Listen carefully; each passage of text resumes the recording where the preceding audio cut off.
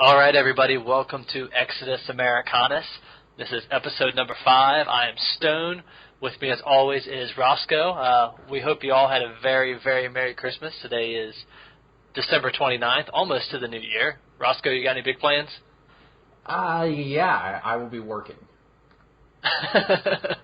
Those are big plans, man. Absolutely terrible. I think I have to work a half day on New Year's Eve, but I am off on New Year's Day, thankfully, so I can get as silly as I want that night. So are you going in late or leaving early on a New Year's Day? New Year's Eve? Yeah, whatever. Leaving early. Oh, man. So I'll be out hopefully around noon. Well, think of me when you crack open your first beer. Oh, I will. Well, first I got to help a buddy move, but after that, it shouldn't be too bad. He's only going like a mile. I don't know, man. I got roped into some pretty terrible fiascos having to help people move. So, you remember back in the day, I was one of the few guys with a truck. Yep. And I was one of the few guys with a truck that would say yes if somebody asked for help moving.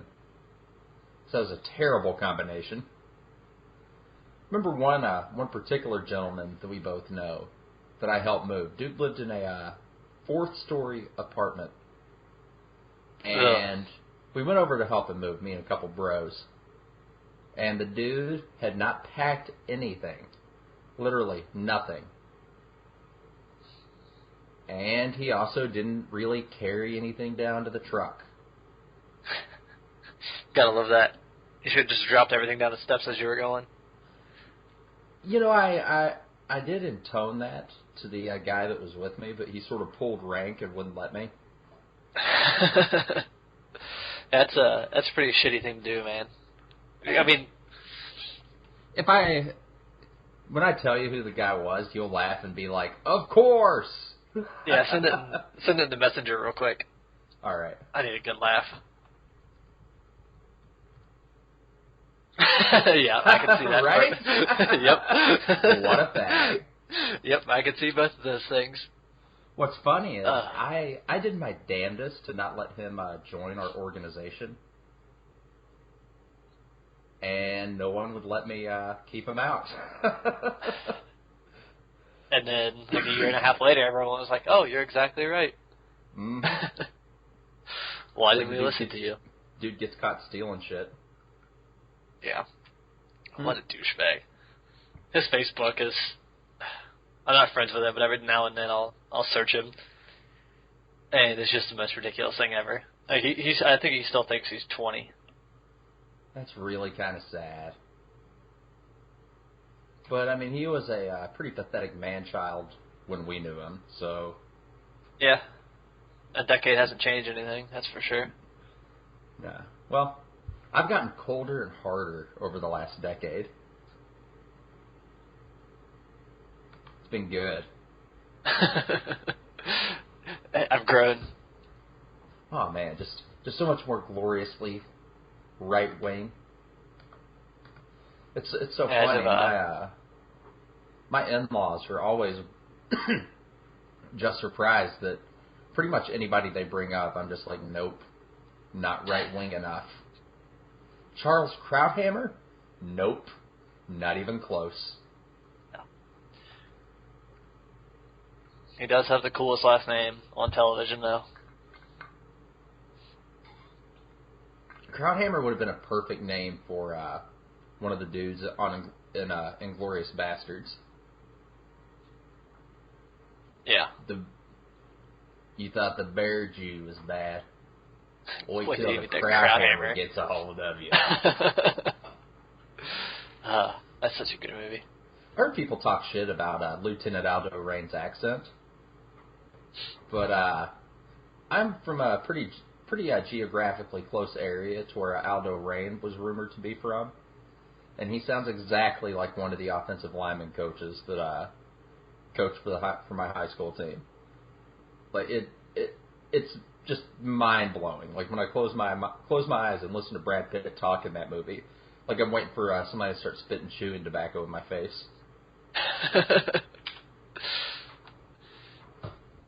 I just sent you a link real quick. All I gotta say is rookie. What? Right? Get tougher, die trying. Article I just sent Roscoe was 15 shots of vodka killed our daughter, which is sad. Well, I'm not gonna discount that, but rookie. She had... Wait, which one was she? What? I don't know, it doesn't say. Because the one on the left is kind of cute. The chick in the middle has got some serious dude face going on. Yeah. Yeah, she got, I mean, they both, I guess, I get it from their mom and their dad. The Stan Smith chin. Like... What's it? Redbook? You sent me a link from Redbook. Dude, it was on Yahoo. You get this from your mom? Did your grandmother forward this to you from her AOL account? Don't hate. I'm not. I was just scrolling through Yahoo to see if there's anything that popped up that was interesting that would maybe trigger me. Speaking of things that, well, I guess triggering isn't really the right word for this. I was listening.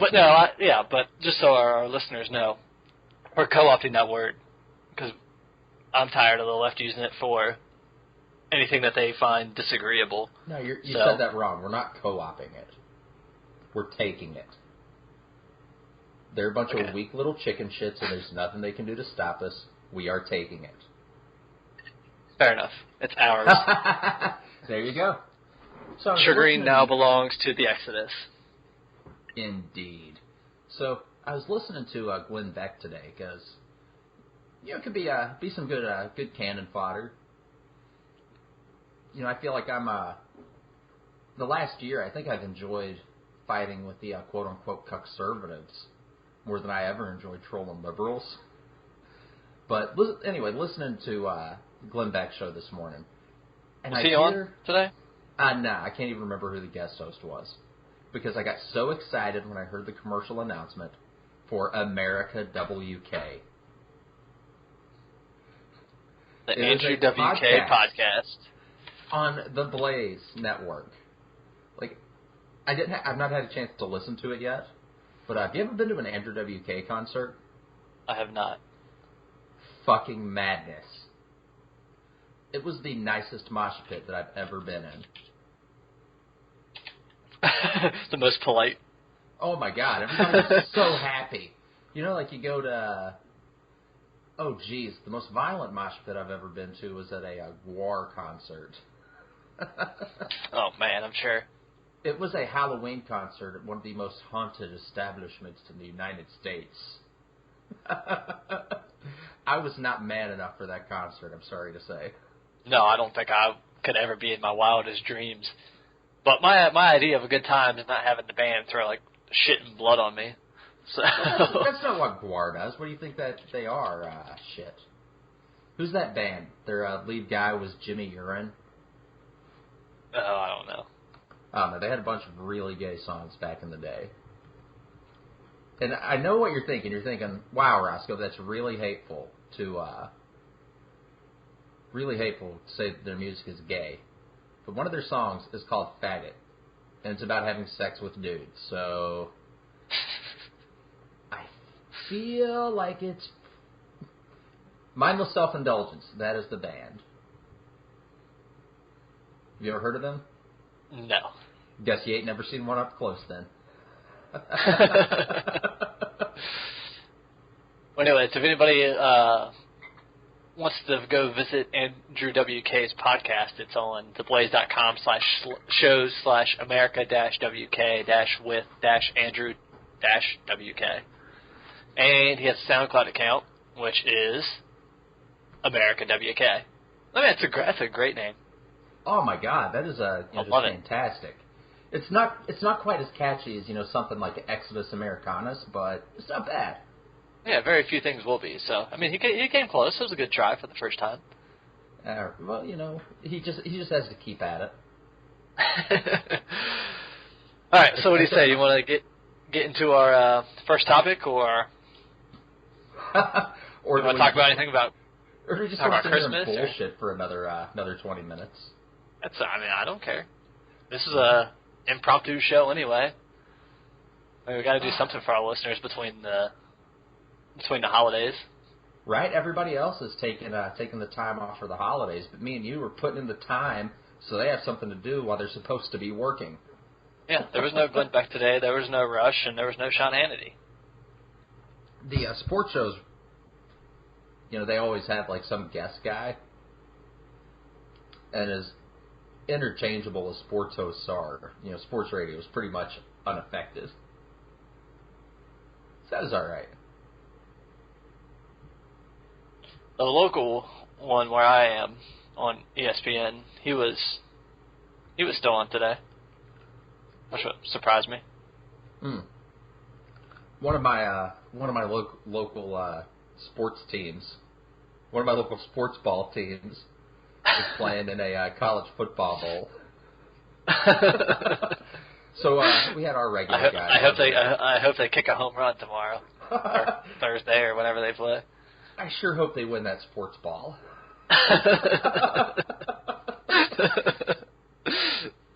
Oh, God. That's one of those things. Like, I hear somebody say the term sports ball, and I just can't help but laugh. It's one of the downsides of my far-right politics is it has made certain sports quite a bit less enjoyable. Like, and not because like I'm, some evil racist or anything like that. It's just because I see the standards that ESPN holds themselves to, and it's pretty sickening. Rush Limbaugh's too extreme to be on there, but for being right. Right. He's too extreme. But Ray Lewis, he's A-okay. That's a guy that we want in every American household. Rush Limbaugh happened to be 100% correct about what he said, but no, he's a terrible racist.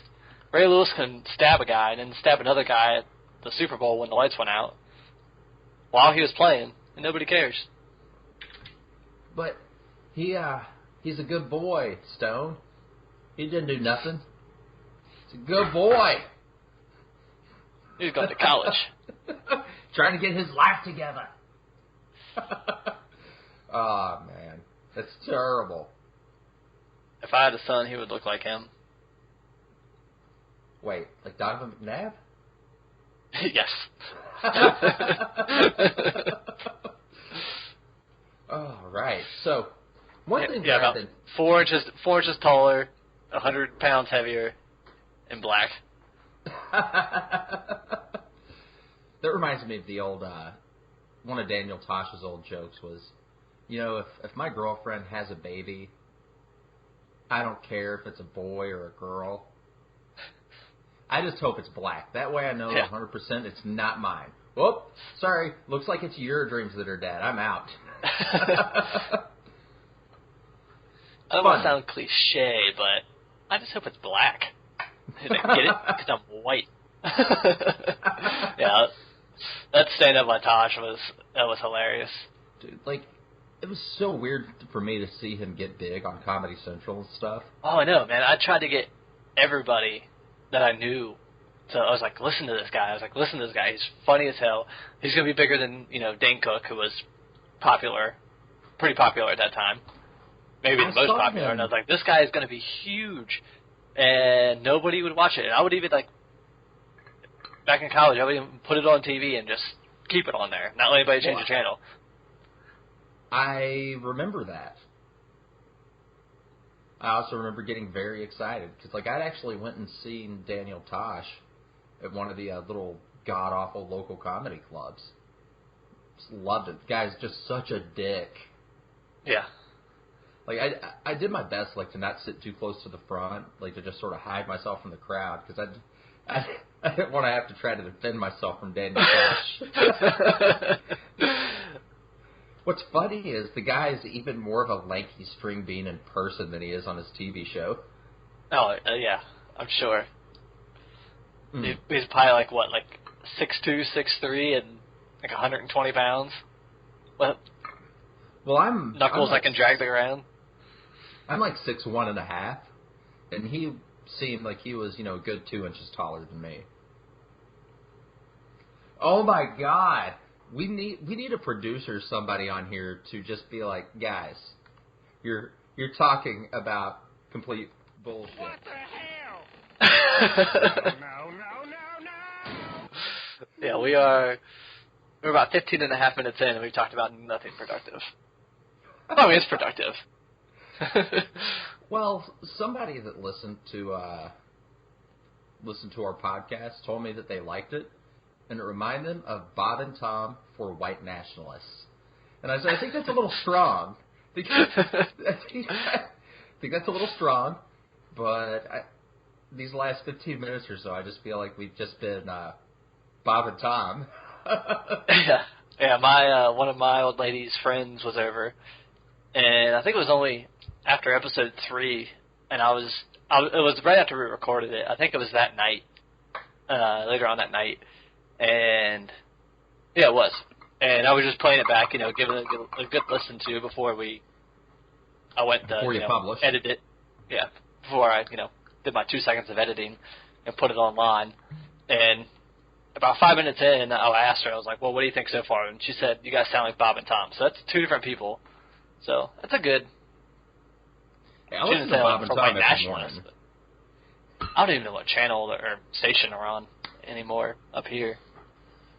But I have a good guy on My Talk Radio before Beck. He's on from like 6 to 9, so I can listen to him, between 7:30 and 9. We're still not talking about anything. Come on, get your shit together. We can do this. All right. Let's see. What do we want to start on? Let's not start on the first thing we talked about. Let's go to old Yeb. I feel like that's a better transition. I think it's a nice place to start, and we can tie it back into the stuff that I want to talk about later. Okay. If that works for you. It does. And I think we're actually having some audio problems right now, so I'm going to stop this recording real quick, and we'll pick it back up in just a minute when hopefully it settles itself. So, sorry guys, we'll be right back.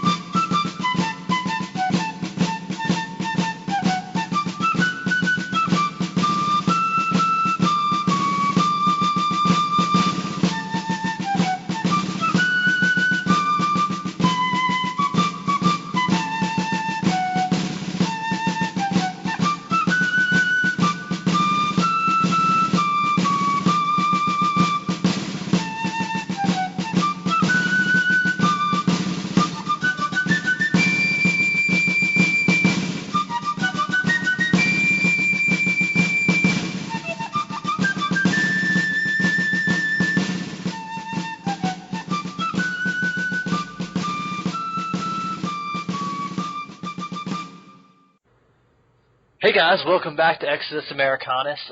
We're going to treat that as our first intermission, even though we were having some technical difficulties, so I hope you enjoyed whatever music I come up with later. Anyways, Roscoe, I think that it did kind of work out well. We were getting ready to talk about old Yeb. Yeb? I was so excited when I found out how to make the inverted exclamation point on my phone. When I was messaging you about Yeb. I was so pumped. All you gotta do is just hold it in, at least on mine. Just hold it down, that's all I had to do, buddy. Yeah, you can do it with the question mark too if you ever want to. Oh my God. Do some other Spanish stuff. Spanish? Listen, if I can quote Corbin Dallas from The Fifth Element, the only languages I know are English, and bad English. Yeah, that's a good movie. Oh, it's so good. And that one chick, that like skinny, sort of flat-chested chick, she's so hot. Mia Mila Jovovich. Jovovich. Oh my gosh. See, one thing I like about that is, that's a nice positive body morale boost for those, skinny girls who think that, because they're a DFC, they're not hot. Yeah. You know what I mean by DFC, right? Yeah. Oh man, you filthy Channer. Yeah, we don't need to go into that here. No, we don't. So anyway, yeah, old low energy Yab. He is looking to energize his campaign. No. One, I think it's worth mentioning, every time somebody brings up old Yeb, I'd like to mention that he is married to Consuela. You've got the drop. Play the drop. I'm trying. Oh, it's not. Only got one no out of that. Might have to read out that one. I didn't even hear it. Oh man, that's no good. No. That's a bad one. Sometimes I can do it really well. Oh well. But yes, old Yeb. He is, like I said, very slowly trying to re-energize his campaign for, the 30th time? Well, it blows my mind, like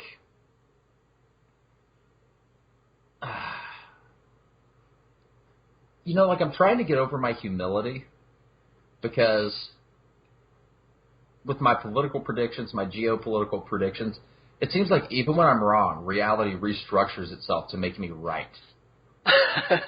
So, I need to get over this fucking humility. These GOP guys are complete retards. They must be absolutely disconnected and dumber than all hell. The one thing that I don't want to get too much into Trump at this point because I feel like once we start talking about the Trumpinator, that'll dominate a lot of the conversation. But when he made that linguistic kill shot on Yeb, that low energy thing, there's nothing he's been able to do to shake it. No matter how much money he spent, no matter how many appearances he makes, all he's done is circle the drain. Because he has no authenticity. No. And nobody, I don't understand why he thinks people want a third Bush. I don't think there's many people. You would be hard-pressed to find an American at this point who would say that our last 30 years of foreign policy have been successful. Yeah, 25. Okay, no. I'll give you 20. Well, no, 27. All right, I'll give you 27. Nice math. I was getting back to Bush 1. Bush 1. It was Reagan. Bush 1 had some pretty questionable shit in there. Yeah, I was just going back to the end of Reagan. So, 88, it's the end of 2015, So almost 30 years, you bean-counting little miser. I was thinking 25. I was just thinking back to 90 for some reason. So, yeah, you're right. I apologize. Anyway, our foreign policy has been a complete failure pretty much since Reagan left office. Liberal or conservative, I think most people are going to agree with that. Why in God's name, when we're willing to admit that to ourselves as a people, would we even consider another Bush? Or another Clinton. Or another Clinton. I think that goes to show you. I think I don't know, Trump entering the GOP race sort of threw out a lot of the rules. But one thing that you and I think we had sort of talked about just a little bit, before we got into doing this podcast, was the, something I had predicted, maybe a year and a half or 2 years out, was the upcoming Republican Civil War. I mean, I don't know. I don't know if you predicted that. I believe you, but yeah. I mean, It was looking back, it was hard not. It's like it feels like it was hard not to see it coming. Oh yeah, without a doubt. I'm not downing on you at all, but everybody missed it. Everybody, everybody thought this is going to be Clinton's coronation year. But I mean, that's the best thing that happened to the GOP is it cannibalizing itself. The inter-party ideological battles, I think, have made the right tremendously stronger. Like, the fact that there's a massive gulf. The gulf between, like, a Chris Christie and a Rand Paul is every bit as wide as the gulf between, Chris Christie and Hillary Clinton. Like, Rubio. Yeah. Rubio versus Rand. Like, it, just goes on down the list. Like, even, I would actually, tell me whether or not you agree with this. I think Ben Carson is a little bit reminiscent of a W. Because if you remember, one thing W was real big on was that compassionate conservatism. Mm-hmm. And, when I say that Ben Carson stinks of that, I don't mean that Ben Carson stinks. I'm actually a little bit of a fan of Carson. No, yeah, I mean, it's hard not to like him. I just lost my train of thought. well, I'll go ahead and cover for you there for a minute. Like, Carson, as much as I admire and respect the guy, I don't think he'd make a good president. I think there's maybe a appointed office that he might be a better fit for. Are you picking up what I'm putting down? Yes, I am. I think we talked about our cabinet predictions or our cabinet hopes before. Was that in the Lost podcast or? It could have been. Let's keep that on the DL. Maybe we'll do an episode and. Yeah, let's do an episode on that sometime. Maybe this coming weekend or something with here's our hopeful cabinet. We can do it anytime we want because we paid the merchants over at SoundCloud. Yes, yeah. Oh, yeah, we didn't mention that. Okay, we actually do have our pro SoundCloud account now, so we have unlimited space and. As of today, 12/29/2015, ExodusAmericana.com belongs to us. We have our own website, no shitty little Weebly thing.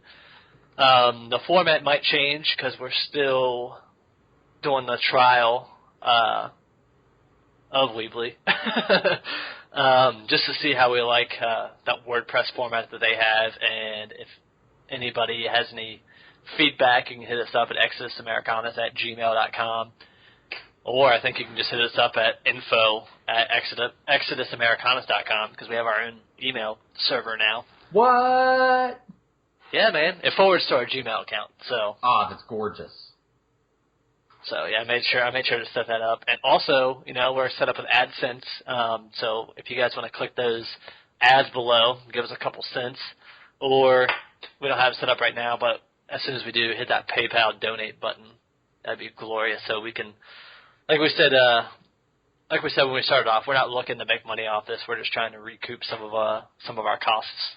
Look, our first goal, I think, is to reach, what would you say, 0? Yeah. Like, if we get to 0, I will be happier than a dog with 2 penises. If there's enough people listening to us in, 4 or 5 months that they're able to pay for that account or, help us with any of our other fees, I will be exceptionally happy. Yeah, and anything we get, I wouldn't say anything, but at the very beginning at least, what we get is going to go right back into this. We're going to, get better mics. We're going to get, a sound card for our computers. In Roscoe's case, probably get a new computer. Well, yeah. We're not trying to get rich over here. We're just trying to, help create a world that we want our kids to live in. And if we're not able to help create anything better, at least when we're knelt down in front of a ditch and executed for sedition, we'll know that we did everything we could. Yeah, I mean, and even if none of that comes to pass, just two buddies talking, putting it out there for other people to listen and hopefully enjoy. I am Spartacus.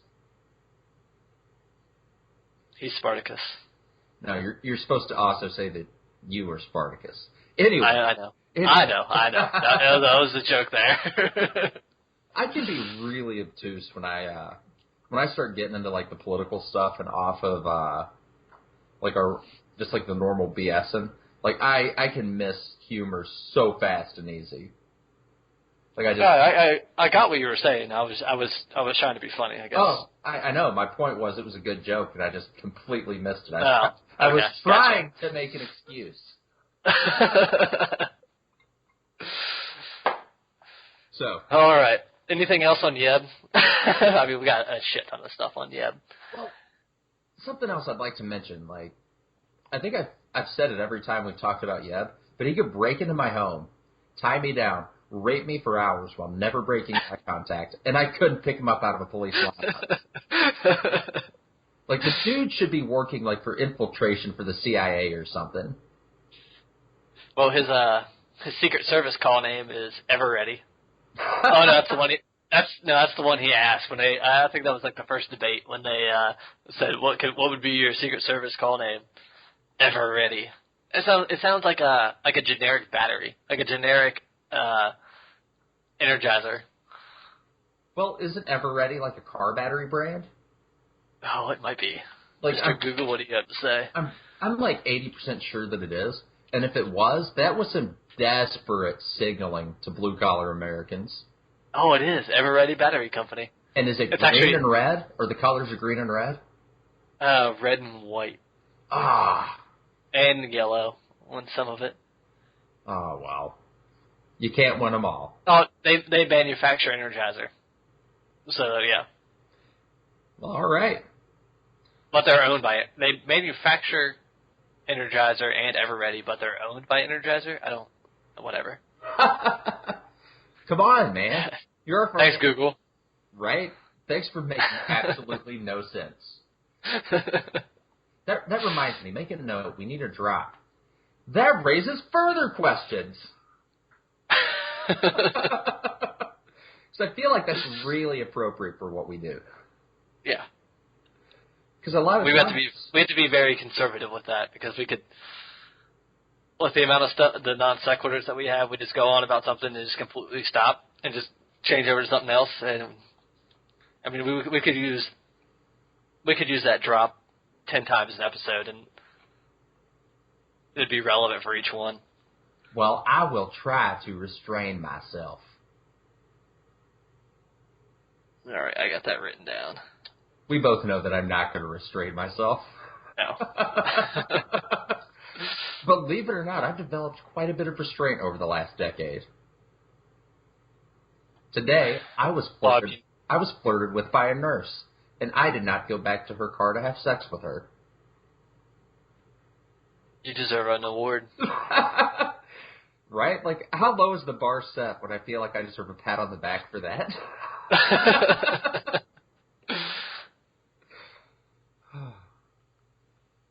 Yeah. All right, well, good. Google just sent me an email. That has nothing to do with Yeb.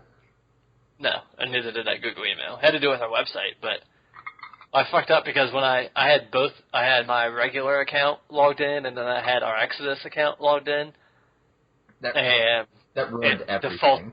It defaulted to my personal account, and then like everything was under my personal account, so I had to cancel it and transfer it over to the other one. But then I didn't realize that they were both logged in again, so it screwed it up again, and I actually developed autism.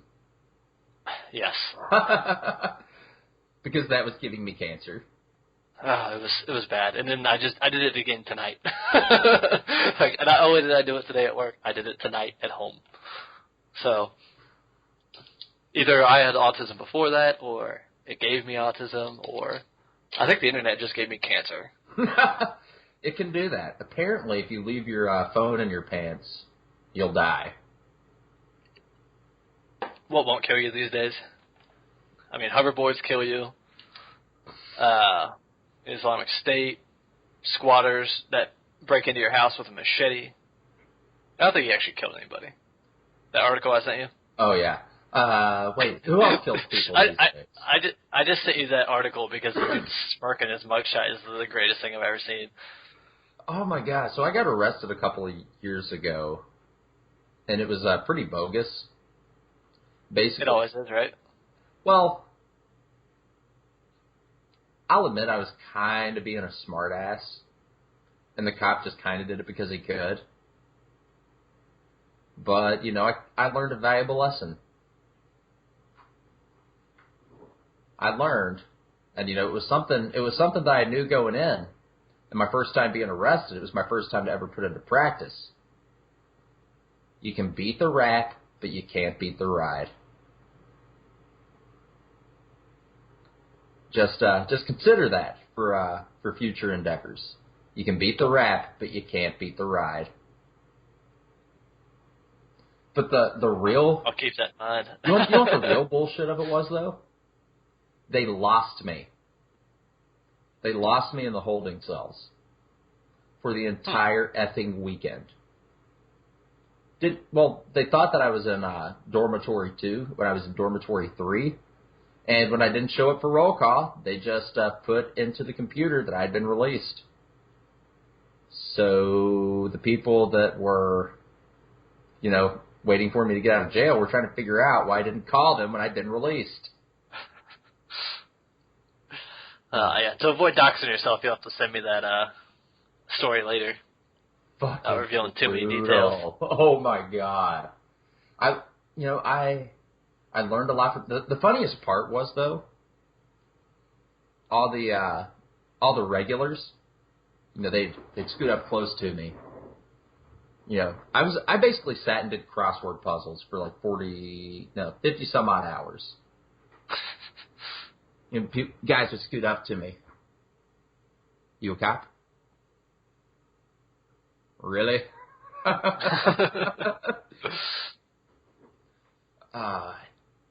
I like how you scooted up closer to the camera while you were doing that too, for all of our audience to listen. Well, you know what? I feel like your reaction was somewhat in response to that, and I've set the entire mood. Okay, well, continue. I'm sorry for breaking it. Oh, well, if you think of the worst that you've ever needed a shower, like every camping trip, every, you know, brutal sports excursion, every dirty ball-slapping one-night stand, you've never needed a shower more than after a weekend into lockup. After all the rape, all the sodomy. There was no sodomy, friend. It was during the summertime, during what the regulars called the 100 days of heat. During the 100 days of heat in the summertime, there's just because of the rising cost of utilities, the Fed gives the local governments more money for everyone that they have in the lockup. So during the 100 days of heat, you got a real good chance of going into lockup. Just something, I can't imagine that many of the people listening to this would be as much of a rapscallion as I was. Yeah, I don't know. Until we interact with our audience a little bit, I'm not sure what we're dealing with. Did you? Well, you remember how bad I was a decade ago? Mm-hmm. 6 years ago, you got to amplify that up by about 3.5 times, and combine that with that was a scientific amount, by the way, everybody.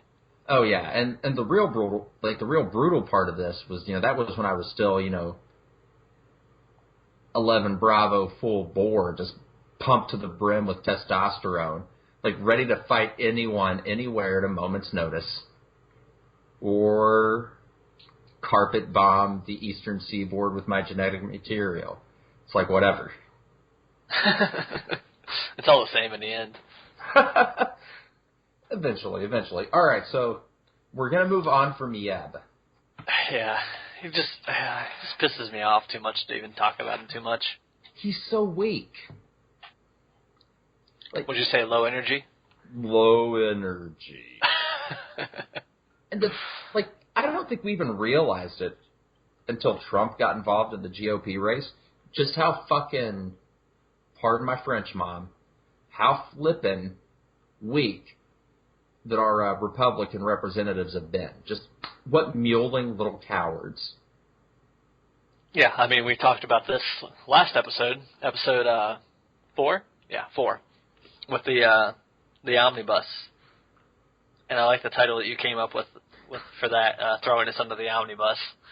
That's hilarious. But yeah, everybody just rolled over for the not even made threats, the vague hint of a possible threat of a veto.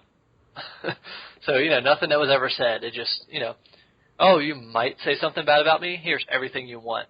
And then some more stuff. See, and I think, there's a lot of Americans that are like me and you.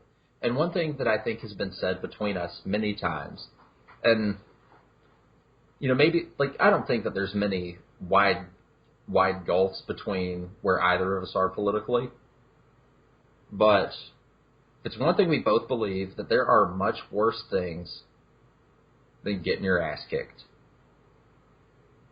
Yes. And whether that's, having your bill kicked back onto the House floor from a veto, or being called bad names by the mainstream media. Or losing your seat. There's a whole lot worse things than an ass kicking.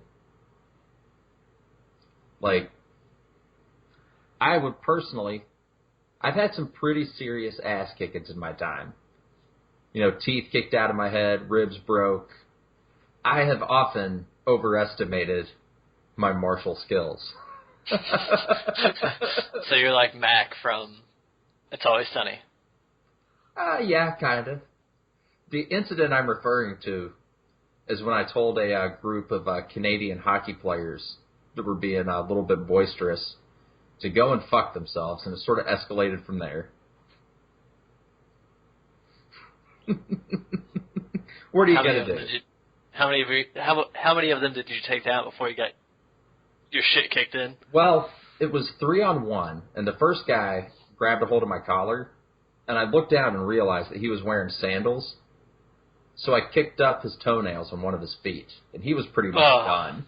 Oh, man, that is... Oh, don't even talk about that. Please never mention it again. That is the one thing I cannot fucking stand is fingernails and toenails. They are the bane of my existence. I don't know why they exist on humans. I wish they didn't.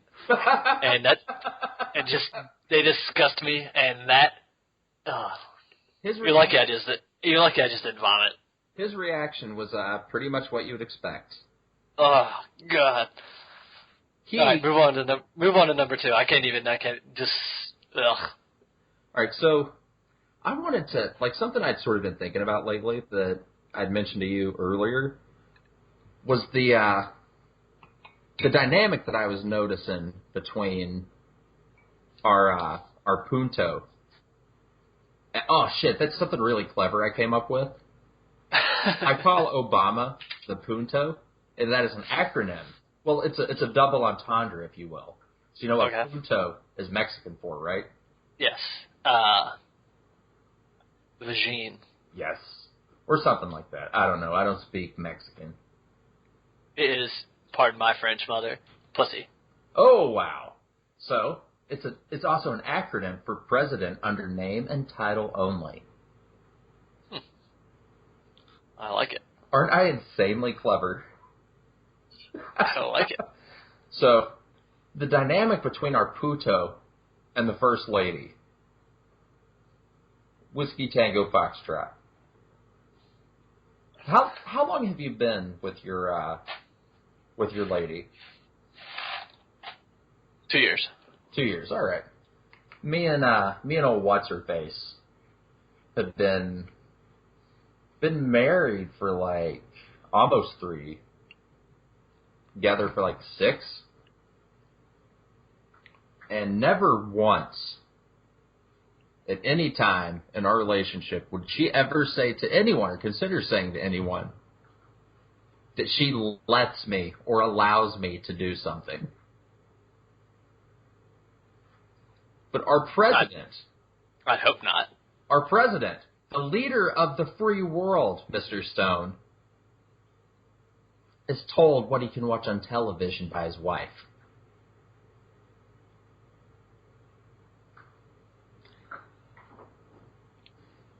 Just let the silence go. Let that sink in. You know, there's a lot of times that for amateurs that silence is deadly on a broadcast, but a lot of times just a couple, just barely a second to let that really sink into you. That the leader of the most powerful nation, economically, militarily, culturally, no matter how you want to stack it, the leader of the most powerful nation on earth Ever. is weak. He's got to ask his wife permission to watch another half hour of DirecTV. Gotta ask the wife if it's okay to watch the second round of the NBA Finals going into overtime. You know what? She probably has a child lock on every single. There's like children and then teen and then like 10 plus and mature or whatever on television. She probably has it locked for every category, so it needs the password. And he's got to go. Well, you remember Michelle. Well, you remember back at Nelson Mandela's funeral when he was you remember those pictures? Like he was sitting there flirting with that cutie from what was she, Danish? Man, I don't recall.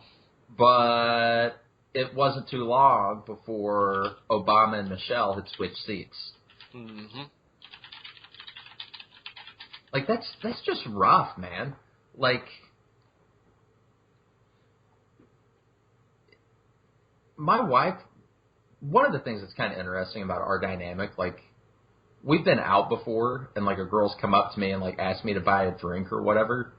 And my wife's response is just to watch me squirm awkwardly. Like I have no I've learned to tell women no, but I've not learned how to do so gracefully. It's a hard thing to learn. Yeah, she was Danish. Man, I'm not going to lie. I am often impressed with my recall ability. It's impressive. I mean, you got the Ukrainian prosecutor. Ooh. And Assad's wife. Right? I'm noticing a trend here. And Marine Le Pen. If there's an attractive woman involved, then apparently I zero in. Yeah. Well, look at that. Apparently a million years of biology still works. It hasn't been taken out of you yet by the left. They want your urges are unnatural. You need to check your privilege. Well, they know where I live. They're more than welcome to come and check it for me. And if they don't know where I live, that's good. We've done our job. I don't want to kill nobody, but I reckon there's only one way to deal with a horse thief. You know, it's interesting just to compare. Well, I'm trying to remember where I saw it. I think it was like some BS CNN, MSNBC interview, but they were asking some minority what he thought about Donald Trump. And the guy that they were talking to referred to him as President Trump before the interviewer corrected him. And I think it was, who all was in the undercard on the last debate? Irrelevant. You know why? Because all of those guys are completely irrelevant. But one of them referred to Trump as President Trump. If only. Right?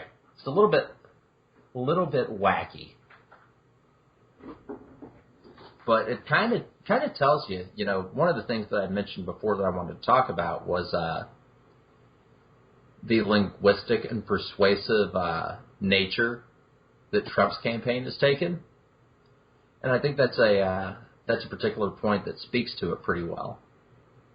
I don't want to cut in, but I was trying to look up an article while you were talking about Trump strong among minorities, and I clicked on the thing and I completely missed this today.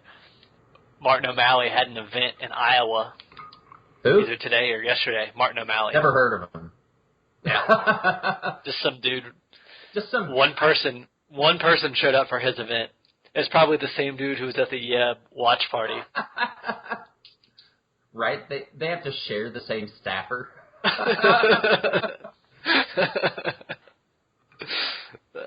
Shit. The picture's hilarious. Let me link this to you. Did I mention last time that I actually have a little bit more respect for Santorum for dropping out? Did Santorum drop out? I thought he did. I know Jindal dropped out. Yeah, I'm pretty sure Santorum's been out for a minute.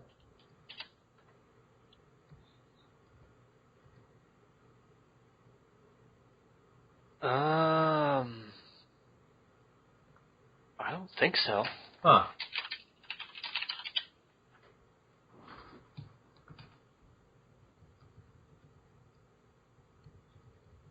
George Pataki dropped out as of 6 hours ago. What? Who? Who? No, I think Santorum is still in, man. Who am I thinking of then? Who else has dropped out? Who dropped out earlier? Walker. I think we talked about Scott Walker and how he needs to wait. Yeah, how that was what it was. That Trump is shrekking people so bad their political careers are probably over. And Walker being like, "Peace out, homies," means he gets to live and fight another day. Mm-hmm. Yeah, the man survived, 2 recalls? 3 elections in 4 years. But he wouldn't survive the Trumpinator. Not the trumpeting. So, and we both really like Scott Walker. So, I'm excited about it. I know you're excited about it, that he realized it early on. I was confused early on. Because he dropped out early. I mean, it was like September or October, I think. Yeah, see if you can figure out when he dropped out, because if he was able to see the writing on the wall that early, then I'm going to have even more respect for him. September 21st. All right. So, that was good. Yeah. September, October. Oh, man. Do we, how much time we have on this segment? We have, I don't even know where to look for it at. 34 minutes? It doesn't seem like that long. Jesus. Oh, man. All right. Do we want to give our listeners another little break, another chance to refill their glasses? Powder their noses, if you will? Yeah, my glass is empty. It's been for about 10 minutes. I was just riding it out. Oh, no. I'm sucking on the last of my eyes, just trying to get that last little bit of the powwow rye out of there. Before you have to move on to, what did you say, Buffalo Trace? I like Buffalo Trace. I've never had their rye, but their regular bourbon is good. I like that. Well, actually, I'm going. I'll have to walk downstairs to get a little bit of fresh ice for my drink. I'm thinking I might switch to Bone Snapper rye. Never even heard of it. Yeah, I don't want to be that guy with the bourbons and the whiskeys, but what are you gonna do? Be awesome. Okay. Right. Well, anyways, guys, we are going to refill your glass. Or we're not going to refill your glasses. If we could do that, we would definitely would. We're going to refill our glasses. I hope you refill yours and join us for maybe part 3 of 3, maybe part 3 of 4. I don't know. It's getting pretty late. Probably part 3 of 3. So, yeah, we'll catch you back on the other side of the jump. Thanks.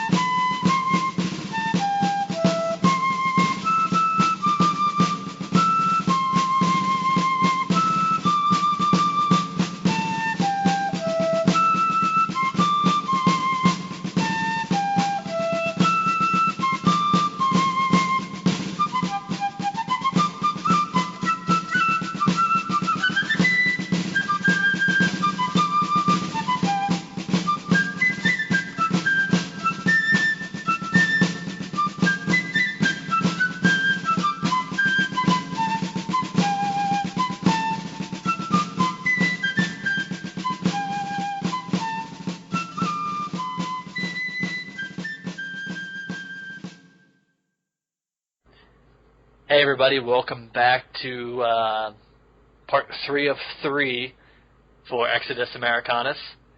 We are Stone and Roscoe. Well, man, we had in that intermission, I know it's only going to be 1 minute for you guys, but it was an hour and a half for us. Oh my with god! a lot of drinks in between.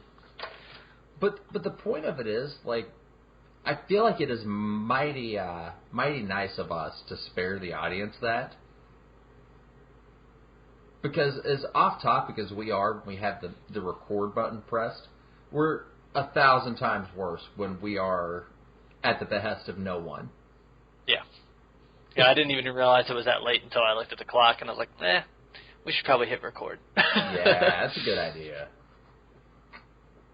So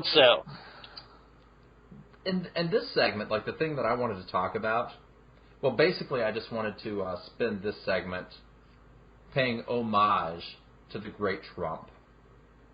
Yes, and we're going to try to keep this to a half hour, which I think is entirely possible. I think we might run out of stuff to talk about just because it's so late. Yeah. But the first thing I want to come out swinging with is Trump's, like, something that I've heard said, but I've not really heard people properly articulate or give good examples for, is that Trump is playing a 3D game against people that are still playing a 2-dimensional game. Now, something that I've noticed over the last few weeks that I feel like could be the most, tangential and clear example of this, Trump's call to exclude Muslims from immigration in the United States immediately called comparisons to Hitler. Right, like it's absolutely ridiculous. Yes. And how do you convince people that you're not a Hitler? You don't, say, hey, whoa, I'm not a Hitler. Like, that doesn't work. That's like, there's no good That's feeding into what they're saying. Yeah, there's no good defense to that. It's right. I mean, there's a reason that fascism is a dirty word, because you can't defend against it. Well, it actually talked to a leftist who wants to use the term fascist as an insult, and that fascist is just a word that the left uses on things they don't like. That's it. Yeah, that's it. So, we're talking about Trump being called a Hitler. Now, it didn't take a whole lot longer after that before Trump was getting pats on the back from Vlad Putin. Now, on the 2D optic, it's bad news bears for a presidential hopeful to be glad-handing with a Russian president, right? 30 years ago, yes. Well, you and I are, thinking from a pretty different and pretty modern position. You need to, when I ask you rhetorical questions like that, sort of think about it from that basic bitch beltway right. Then yes. Make sure you have those proper goggles on. But on the 3-dimensional chessboard, when was the last time that Russia and the Soviets got together? Russia and the Soviets? Or, I'm sorry, the United States and the Soviets.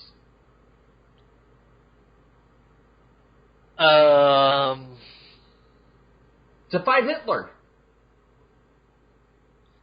Nah, we did it before. We did it after that. Not in any real, like, visible, like, highly historical sense. No, it was other stuff. Okay. Oh, yeah. Shit. Going back to your stuff. Yes. One thing I think is important, like, I'll make a note here for, like, I think Trump is right on a great deal of things, but I don't feel like that's his strong suit. I feel like his strong suit is the ability to emotionally mobilize people. And when you think about things from an emotional standpoint, logic and rationale is not as big as how hard it hits you in the emotions. And from that emotional standpoint, the last time, the United States and Russia really got together was to fight Hitler. So, on that 3-dimensional scale, if Trump and Putin are teaming up to fight a bigger Hitler and ISIS, then Trump can't be Hitler. in our brains, from that same perspective, you can't have two Hitlers at once. So in that very subtle three-dimensional way, Trump was able to disarm the Hitler meme. Like, look for that to really slow down on social media. Yeah, social media or mainstream media. Yeah, like either way. But so I think my Facebook feed is still filled with jackasses who are comparing him to they're saying he's a racist, but I didn't know Islam was a race. Are you of the Christian race? Huh. You and Ben Carson. Right? The thing that I'm the most jealous of Ben Carson is that sweet poster he has of Jimi Hendrix and Worf. I'm sure he'll make a copy for you if you ask nicely. Like, I'm not even saying it is a bad thing. Like, I think there are very, I think it's normal for there to be cultural differences between black people and white people. Like, I think it's normal. I don't think it's a bad thing.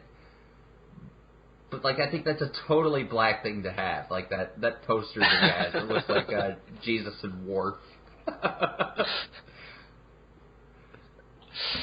Oh God! And I'm not trash talking. Like, I want to make that perfectly clear. Like, I think Ben Carson is one of the finest men of the last 100 years. Like, I think he's a stellar man. But no, you're not alone in that regard.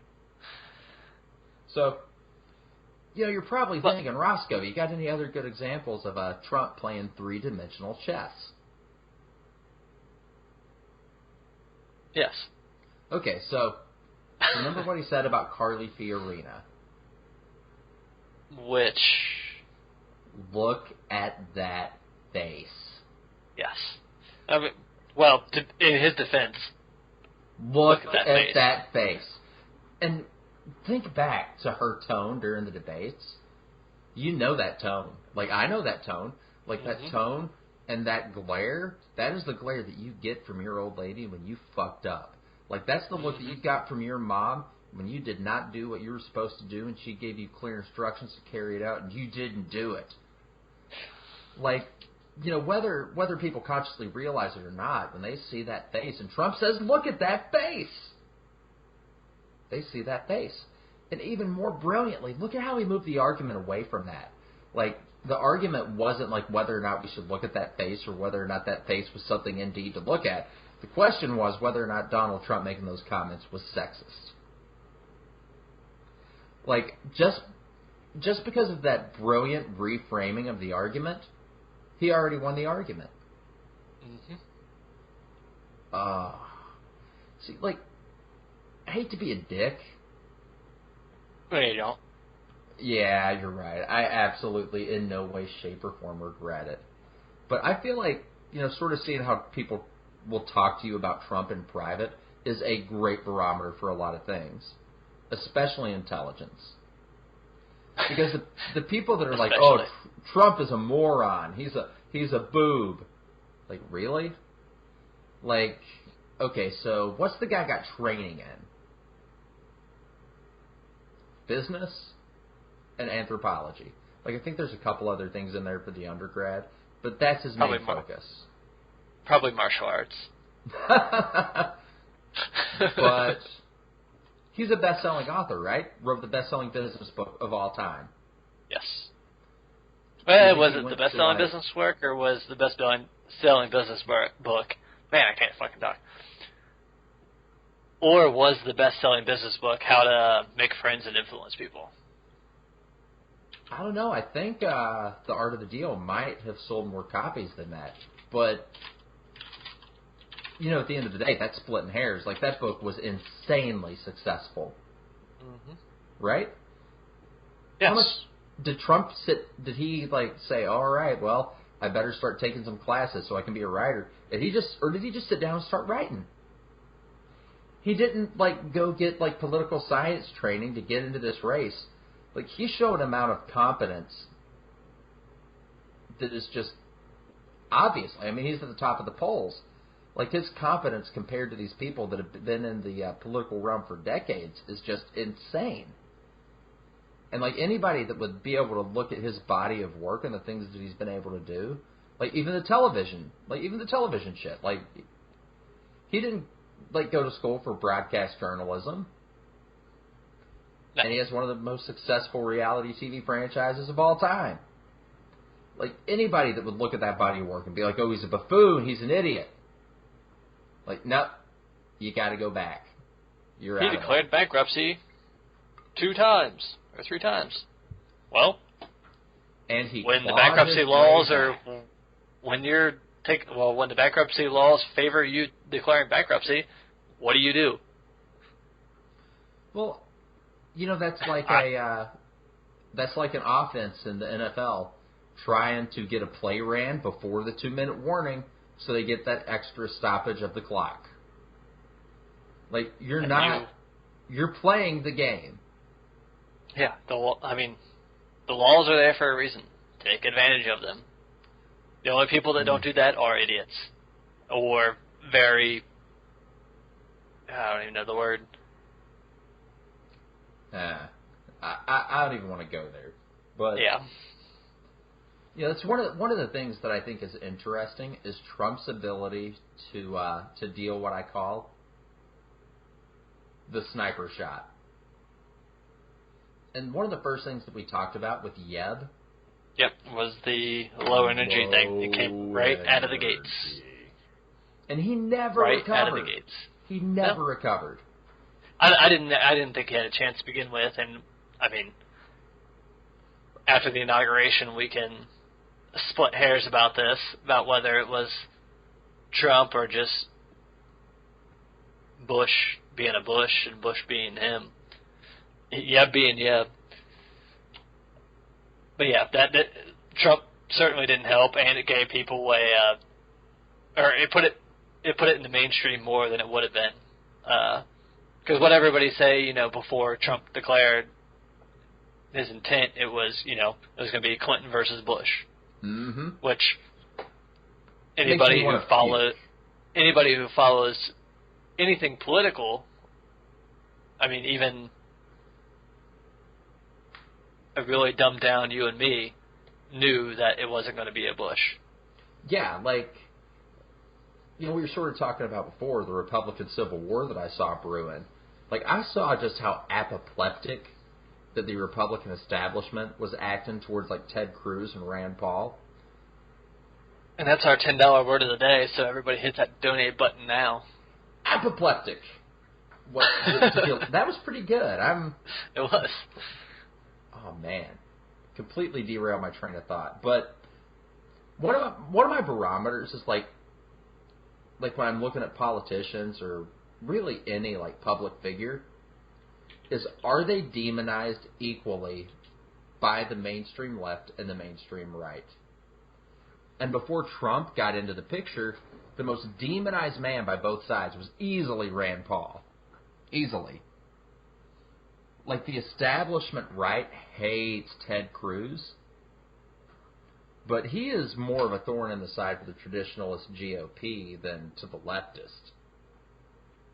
Like, I mean, I feel like he's smart enough to deal with any leftist pretty easily.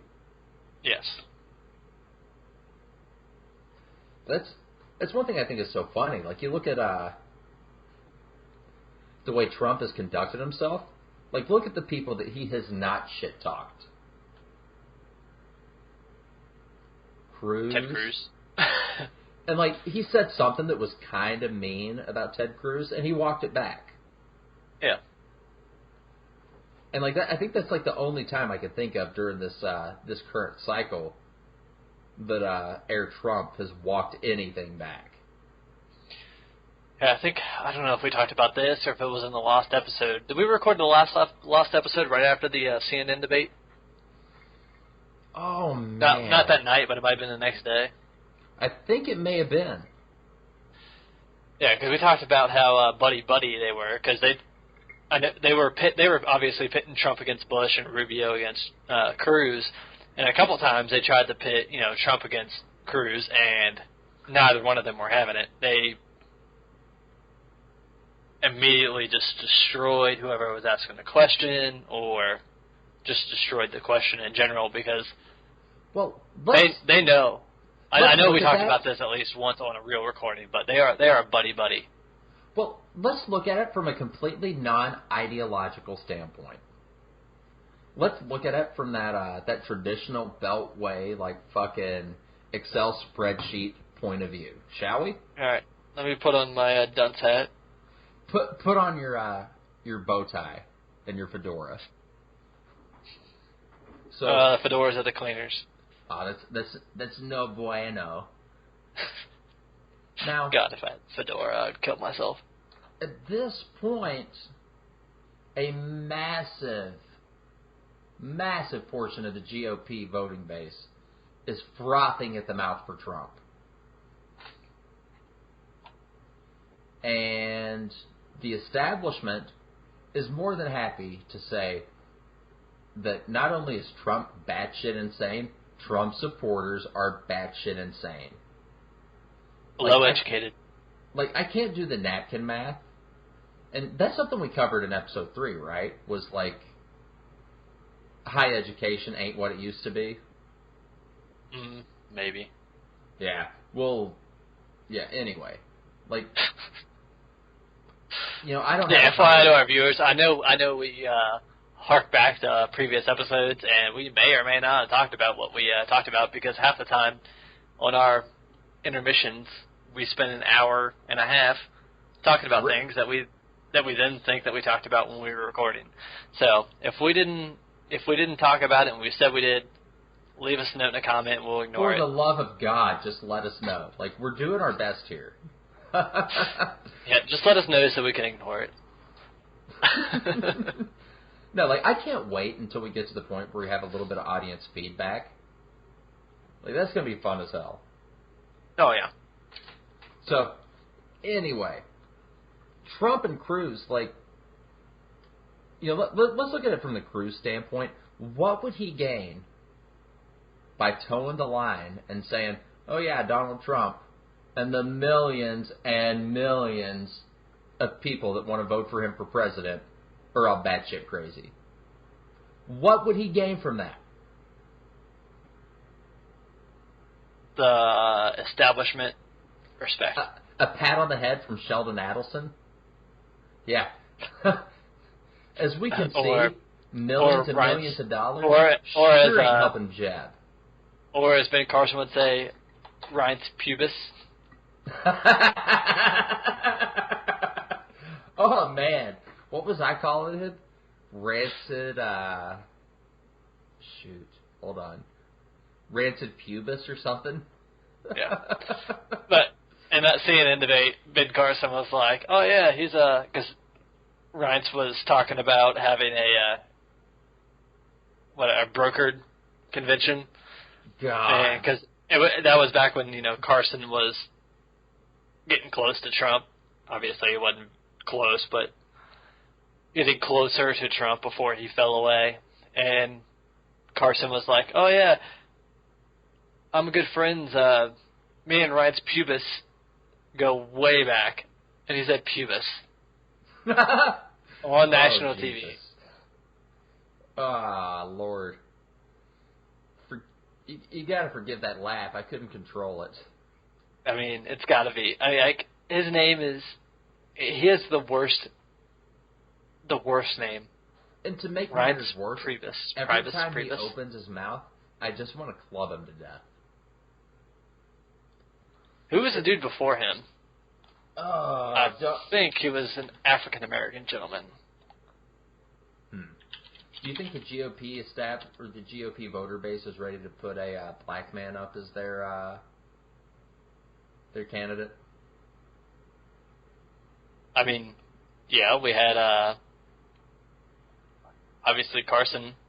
I mean, he's going to be gone here soon, but who was before him? Herman Cain. Well, Michael Steele was the head of the RNC from 2009 to 2011. If I can use a term that some people might find objectionable, I find the Republican search for a magic Negro to be kind of laughable. And a little condescending. Yeah, like I don't want to say say that and make it sound like I'm trash talking somebody like Alan West. Like the last thing I need is Alan West showing up at my door to kick the shit out of me.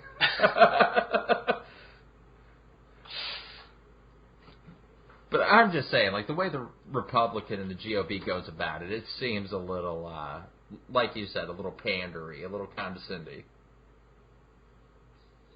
Yeah. But if anybody wants to go to a really good website, AlanBWest.com. It's Senator West's official website. It's pretty good. It's a pretty good site. Most of every article has 0 comments, but he's still putting stuff out there, so you should read it. I'll go and give him a hard time. I mean, whether I agree with somebody or not, I like to see how they respond with a little bit of pressure. You should probably keep that in mind, by the way. Me or our audience? Yeah. Both. No. Both. A lot of times I'll be, I might pressure you or give you, kickback on something or resistance to something that I don't even believe in. That's been the story of my life. Right? I'm just playing devil's advocate because I'm a spiteful asshole. All right, so couple of Yep. couple we have of about 10 minutes left before we run up against 30 minutes. So. All right, so I want to run into something that we didn't get to, or that we lost in the last episodes, and that is the Roscoe Damas predictions. Yes. All right, first and foremost, Trump in a landslide. Okay. That wasn't one of your predictions before, but I'll take it. It wasn't, but I feel like at this point it seems a little almost disingenuous to say Trump in a landslide, because when you look at who in the GOP can reasonably step up and beat Trump, at this point they would have done it. The Hawkeye Cockeye are less than a month away, barely a month away, Mm-hmm. and Trump is firmly in first place. I thought Cruz was, but Cruz will be the only person. It's going to come down to Cruz and Trump. I disagree. I think Trump has it firmly in hand. I think the only person that could legitimately threaten him would be Cruz. But I think Cruz, I think Cruz has more to gain from not being a large oppositional force to Trump. All right, I'm looking at Real Clear Politics right now, and the RCP average is Cruz 30.3, Trump 27.5, and the outliers are CBS, who has Cruz at 40 to 31, and the Des Moines Register, which has Cruz at 31 to 21. So those are the two outliers. All right, hold on. Let's. I like the Reuters polling a little bit better, their rolling 5-day polls. Where is that shit? New Hampshire, Trump is crushing. South Carolina, I think it's even worse. Mm-hmm. But my point being, at this point, Vegas would bet on Trump getting the GOP nomination. Yes. And they'd be stupid not to bet on Trump to go the distance. Right. And, does anybody actually think Bernie Sanders is a viable competitor to Hillary Clinton? She already has all the delegates. It's done. They're bought and paid for. It's game, set, and match. The DNC is so in the tank for Hillary, it's not even funny. It is over on that side. Yeah, I feel bad for the guy, because at least he's honest. I feel nothing for him, except for the same type of contempt that I have for anything that I step in that I have to scrape off my boot. Yeah, I mean, I dislike him because he's socialist, and his policies and his ideas are literally retarded. The driving force of the largest amounts of unnatural deaths in the 20th century. Yeah, did you see his tweet about economics the other day? I did Jesus not, Christ. and I count myself among the lucky. So anyway, when Trump is out on stage against Hillary Clinton at those debates, like the old Osama bin Laden line about people preferring a strong horse, yeah, it's going to be very real. Like Okay, Trump, I'm gonna go back. I want to go back just so our listeners can see how stupid these socialists are. This is Bernie Sanders' tweet on the 27th, I guess. So, Sunday. You have families out there paying 6, 8, 10% on student debt, but you can refinance your homes at 3%. What sense is that?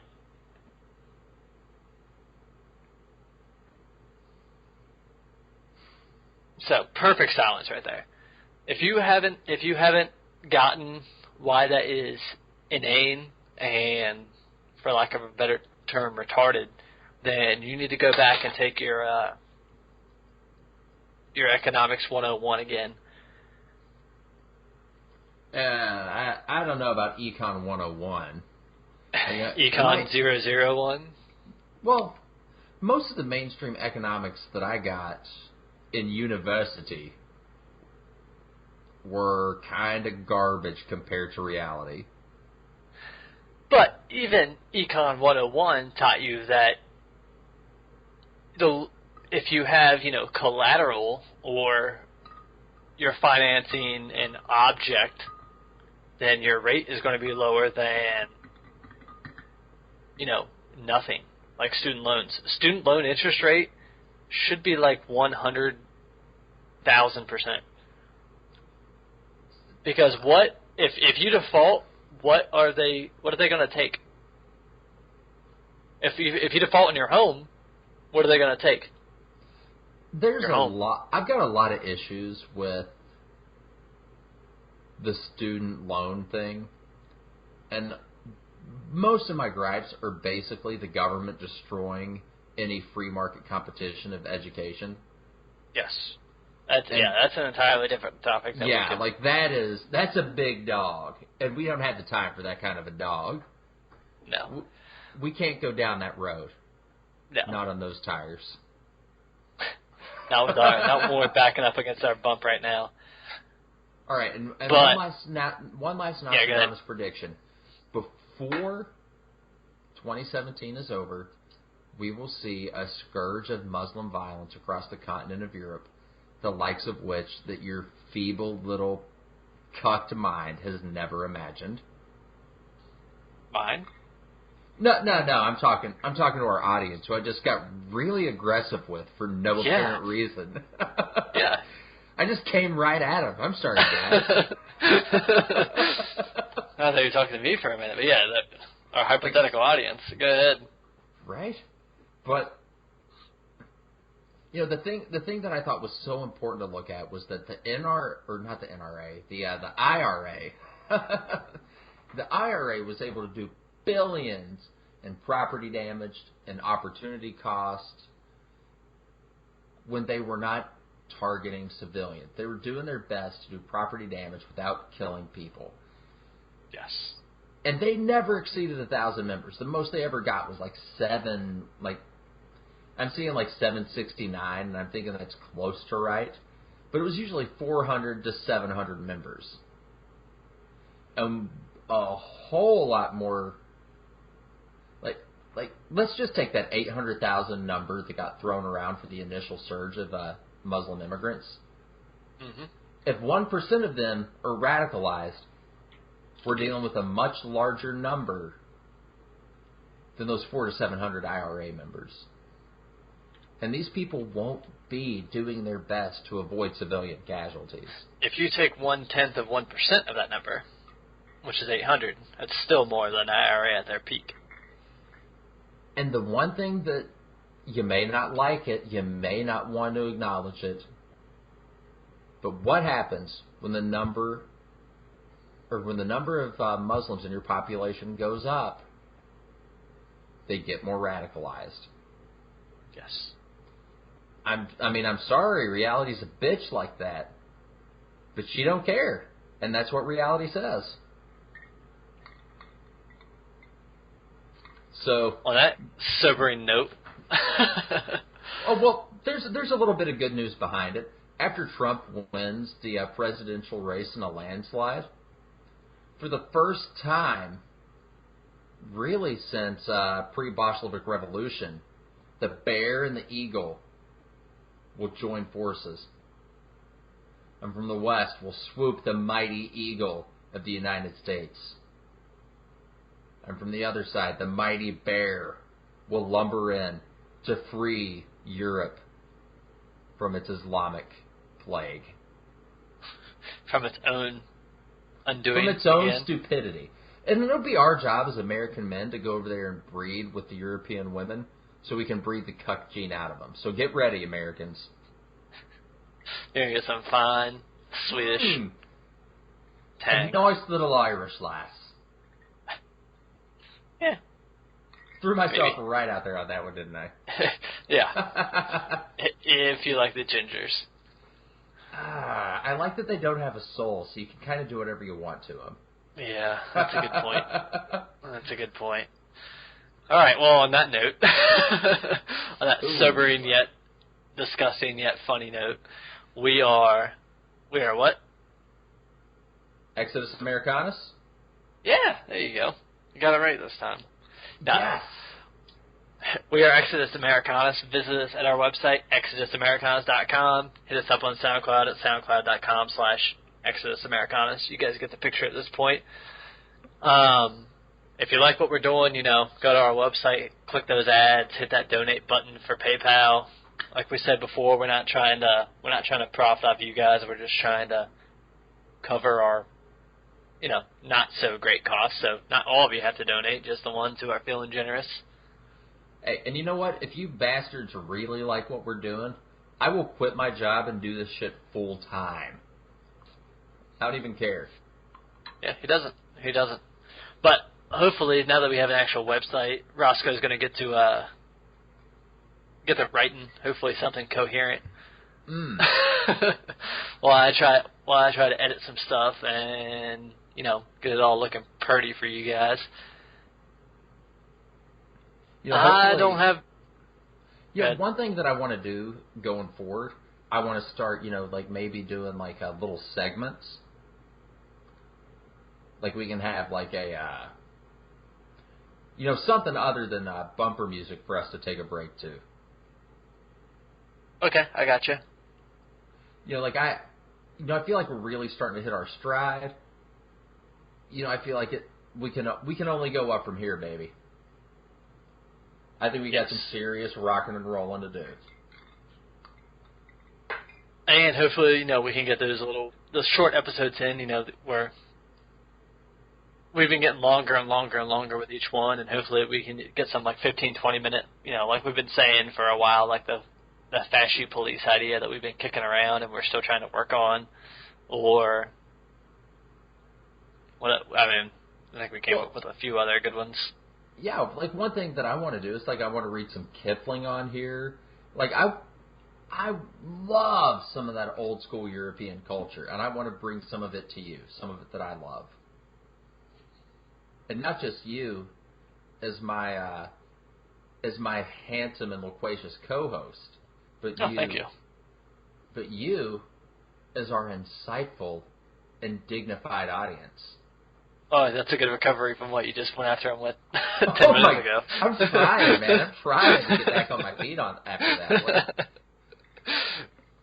Sometimes when I get on these rants, even if the people that I'm talking to agree with me, I get in this headspace that I'm lecturing some little shithead liberal. Yeah. We're not on Facebook, dude.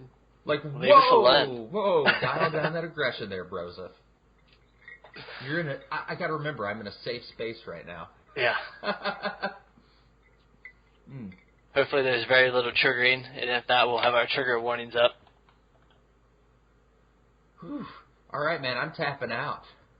Yeah, as am I. Well, like we tried to close out with a few minutes ago, we are Exodus Americanus at ExodusAmericanus.com, SoundCloud.com/ExodusAmericanus.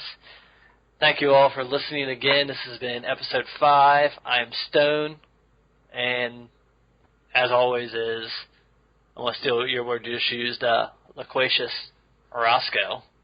And often apoplectic, if we can harken back to our $10 word of the day. Yes. $10 words. Ding, ding, ding. Hit that donate button, people. All right. Thank you all very much. Have a very good night. We love you. Goodbye.